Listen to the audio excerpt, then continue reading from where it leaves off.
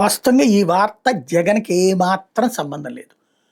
శాస్త్రవేత్తల యొక్క కృషి. వాళ్ళనే అభినందించాలి. కానీ ఇప్పుడు హైటెక్ సిటీ శంకుస్థాపన జనార్దన్ రెడ్డి చేసిన, తర్వాతన చంద్రబాబు నాయుడు ఉన్నప్పుడు బిల్డింగ్ కట్టిస్తే, ఆ తర్వాతనొచ్చిన ఎవరొచ్చినా కూడా అక్కడ డెవలప్‌మెంట్ నడుస్తూనే ఉంది. కానీ అది ఓన్లీ బాబు వల్లనే అని ఎట్లయితే చెప్తున్నారో, అట్లాంటి ప్రచారం చేసుకోవడానికి ఇట్లాంటివి పనికొస్తాయి. అంటే ప్రచారం ఇక్కడ దాని చుట్టూతానే నడుస్తుంటుంది. అంటే మనం ఏది డామినేట్ చేస్తే అది.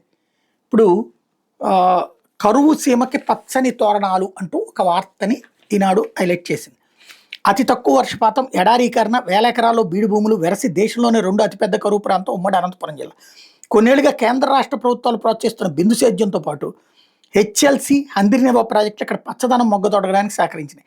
ఈ నేపథ్యంలో అనంతపురం నగరంలోని శ్రీకృష్ణదేవరాయ విశ్వవిద్యాలయం ఎస్కేయూలో చేపడుతున్న మియావాకీ పరిశోధనలో ఈ కరువు సీమ మరింత పచ్చగా మారుతుందని నమ్మకం కలుగుతోంది.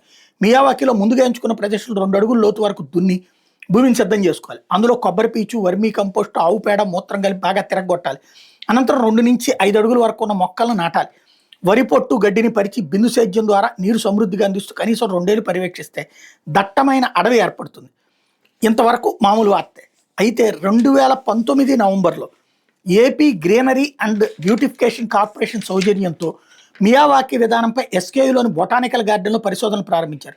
Andhra Pradesh capital region development authority advisory committee ఇందులో కోర్ మెంబర్, ఎస్కేయూ వృక్షశాస్త్ర విభాగాధిపతి డాక్టర్ బి రవిప్రసాదరావు ఈ పరిశోధనలకు సారథ్యం వహించారు. ఇందులో భాగంగా ఎకరాన్ని 12 సెక్టార్లుగా విభజించి ఒక్క సెక్టార్లు 128 చొప్పున మొక్కలు నాటారు.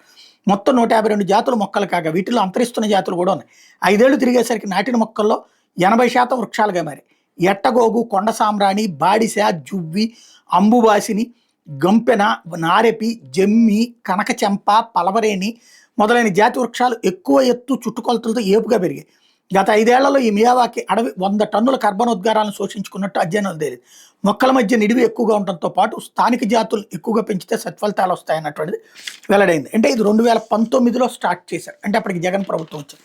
కాబట్టి జగన్ వేసుకుంటాడా అంటే, జగన్ అయితే ఇట్లాంటి తన ఖాతాలు వేసుకోడు. అసలు ఇట్లాంటిది చెప్పను కూడా చెప్పుకోడు తన టైంలో జరిగింది. బట్ ఇక్కడ ఇది వ్యక్తి చేసింది. అక్కడ ఉన్నటువంటి శాస్త్రవేత్త అద్భుతమైనటువంటి కృషి చేశారు. ఆచార్య బి రవిప్రసాదరావు, ఎస్కేయూ వృక్షశాస్త్ర విభాగాధిపతి. ఆయన అభినందించాలి ఇందులో.